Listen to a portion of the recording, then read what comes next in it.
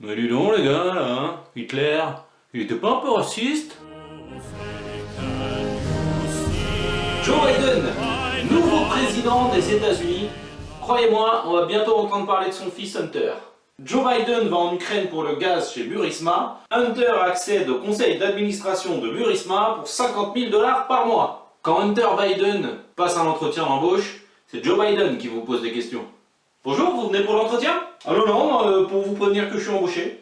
Ah, il faut fouiller pour trouver cette info dans les médias. Vous vous informez pas beaucoup, ou alors seulement via un média. Comment peut-on penser qu'une seule personne puisse objectivement vous informer? Tu sais que Thierry m'a dit que la Terre était une assiette et qu'en fait on était des haricots verts? C'est pas vrai. Ah, je vais pas vérifier, pourquoi me mentirait? Parce qu'on a postulé pour le même poste et que ça me ferait passer pour un con dans toute la boîte? Si les terroristes qu'on voit à la télé attaquent des civils, c'est parce que statistiquement, il y a plus de chances qu'ils fassent partie de votre famille que de celle du gouvernement français. Donc ça vous touche. Vous ne seriez pas si vindicatif sur le sort des terroristes si les morts étaient des ministres ou des présidents. Ils savent comment vous maintenir dans la peur et dans la colère. Posez-vous juste une question. Si j'étais terroriste, j'attaquerais qui si je voulais attaquer la France? On est d'accord. Alors pourquoi n'attaque-t-il que des civils? Parce que ça pourrait être ta sœur, la bonne sœur, hein. Pas celle avec qui t'es embrouillé, hein, la moche. Il y a plus de 30 000 policiers et 100 000 gendarmes en France. D'ailleurs, vous connaissez la différence entre un gendarme et un policier. Un policier, quand il voit un maghrébin, il tire, alors qu'un gendarme, il tire,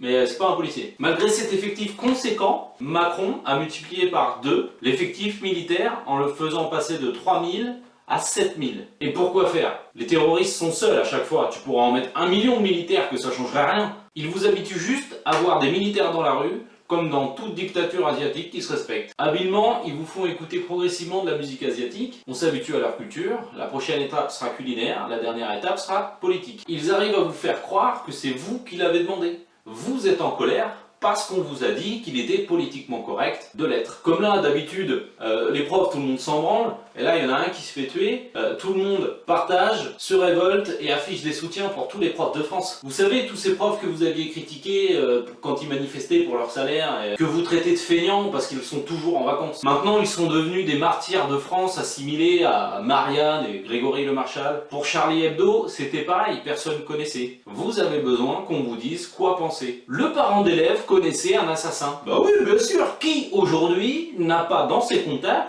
un assassin tchétchène? Moi, je fais abattre 7 à 8 personnes par an. J'ai un forfait à 8 balles. Hein. Et 2 remontées mécaniques à Chamonix. J'ai eu ça sur Groupon. D'ailleurs, tous mes amis qui partagent pas cette vidéo là.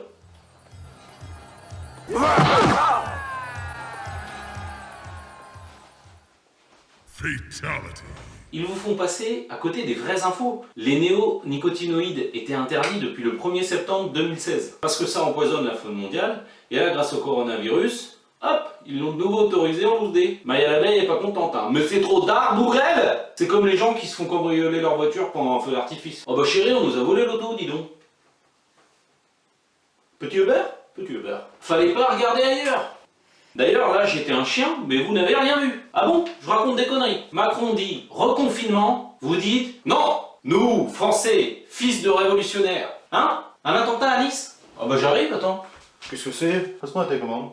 D'ailleurs, le terroriste est dans un état grave, il pourra pas parler, il a attaqué des civils. Bis repetita, alia jacta est, ma femme a de l'herpès. Les journalistes sont censés être objectifs, mais s'en tiennent aux versions officielles. Alors dans ce cas, comment peut-on parler d'objectivité? Ils défendent la parole du gouvernement. Si le gouvernement dit que la chloroquine est dangereuse, alors ils diront qu'elle l'est. Même s'ils ont en face d'eux la preuve du contraire, comme à l'IHU de Marseille ou dans tout l'Extrême-Orient. Tous les Chinois ont été traités à la chloroquine, il n'y a plus de contamination, et ils ont repris une vie normale. Est-ce qu'il y a un lien entre ces deux faits? Alors je te dirais oui, mais bon, sans me prononcer, hein, parce que je suis pas médecin, hein, je suis sagittaire. Les journalistes, avant chaque interview du président, ils lui donnent les questions, pour qu'il puisse préparer ses réponses. Ouais, alors moi j'aurais tendance même à dire que c'est le contraire. Dans ce cas de figure, comment mettre un président dans l'embarras, le faire douter ou lui faire dire des choses qu'il ne voulait pas dire? Qu'est-ce que c'est que ces questions de merde? Non. Tu vas me demander ce que j'ai bouffé à midi. Hein. Purée knacki, avec un puits au milieu de la purée, pour la sauce. Pourquoi on attaque le Mali? Qui a écrit cette question? Non, je veux pas que les Français comprennent qu'on leur pique leurs ressources naturelles et minières en faisant passer ça pour un acte humanitaire et patriotique. Voilà, avec ça, va encore falloir que je programme des attentats pour tout foutre sur le dos des musulmans. Islamistes séparatistes. Ça existe même pas ce mot-là, tiens. Puisque les journalistes sont sous contrôle, c'est qu'ils n'ont aucune objectivité, donc les croire serait imbécile. Si ton GPS te dit de suivre ce pont alors qu'il est détruit, tu vas changer de route. Si tu vois que tous les journalistes empruntent le même chemin, ça veut dire qu'il y a peut-être un autre chemin à explorer. Tant que les Français se fieront à BFM, CNews ou TF1 pour s'informer, on ne pourra jamais s'entendre. Comme on dit, qui n'entend qu'une cloche n'entend qu'un son. Alors tendez l'oreille.